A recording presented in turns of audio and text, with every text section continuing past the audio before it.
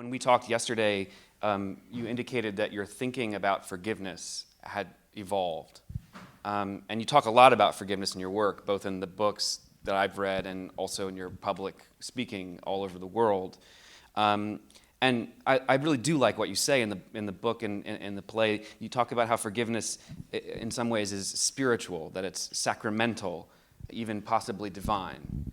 That forgiveness is not simply meant to relieve victimizers of their guilt, but to open up a new path toward healing. And that is a recurrent theme in all of your work, opening new paths. And you also say adamantly that to not forgive closes the door to the possibility of transformation. But when we talked yesterday, you said maybe the word forgiveness isn't the right word to be talking about. And I wanted to hear you talk about that some more. I have now come to understand the word forgiveness as really the wrong word.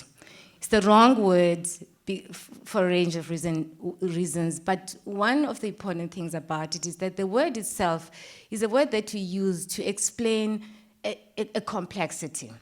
That what is important for us to understand is that there are these moments that unfold when you bring people from two sides, and when one person admits to wrongdoing and shows remorse. I mean, we underestimate the importance of remorse. We really underestimate the importance of remorse, because what remorse is a kind of self-punishment. It's a kind of reaching deep down to one's sense of conscience. You know, the conscience that was denied at the time. When people murder and kill, they silence their conscience. Remorse is a reclaiming of that conscience that was silenced. And so I think what happens then is not necessarily, I mean, the word itself means so much, but I think what is important is that there are certain movements, very subtle movements, what you say, the way you look at me, the words you use, the way you show concern about what you did to me. There are every step of the way, it opens up every step of the way. You know, your eyes, your sadness, your taking responsibility, it opens up something in the victim or the person who's carrying the pain. Opens up something in them that draws them closer to you. Because you start off from the point of saying, this person is a monster, they are evil, and then the person shows remorse. And that cannot be evil. And that's why I think that the words doesn't tell us enough about what's going on when people come together. It tells us less, and what is important to understand is really the movement. The step-by-step movement, as we speak to one another, we try to connect, because it opens up. You know, you may come with anger towards me, but when you realize that I really deeply feel the remorse in the way that Eugene de Kock did. Eugene de Kock is a great example, I think, for all of these kinds of stories. What we don't know, what you don't know, is that there's so much that has happened now. Daughters of his victims, of people that he had killed, had gone to prison to see him. And I am amazed when they come out and the way that they talk about Eugene de Kock. One of the women, when I asked her, what was the memorable moment when you spoke to Eugene de Kock? And she says, we were sitting close to the table at a narrow table, and we're sitting very close to one another, to each other, and our knees were touching. And then I realized that as he was telling me the things that he did when he killed my parents, I was drawn closer and closer to him. And then at one moment, our noses were almost touching, that I realized we were breathing the same air.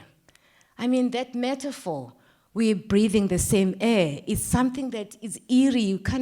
You can't believe that someone whose parents were killed by this person is so close that they're breathing the same air. And another young woman who is in her 20s, her father was killed by Eugene de Kock. She went to visit him in prison before, and both of them supported his application for parole. And she said to us, she came, I invited them to my university, and she said, you know, Eugene de Kock changed me. He may have been changed by my reaching out to him, but it changed me because I realized that I have to forgive every day. I went to the prison, I forgave him, and they asked him a question with her mother. Eugene de Kock, have you forgiven yourself for what you have done? And Eugene de Kock couldn't answer the question, and she pressed him. He was trying to duck and dive, and she pressed him. And eventually he said, how can I ever forgive myself for the things that I've done? And you know what she says? She said, that for me was the moment where I truly forgave him. Because for me, it was clear that he was tortured by the things that he had done. And for me, that was enough. And I mean, it's enough. The word enough sounds so simple, like it's enough, but it's so laden with a lot of meaning that what is enough is like, you know, now I can move on. I can truly begin to mourn. Because what makes a lot of victims stuck at the level of the pain is because they are struggling to mourn. And why they struggle to mourn, they have not been told the truth. Or the person has not admit, because that too is another kind of truth.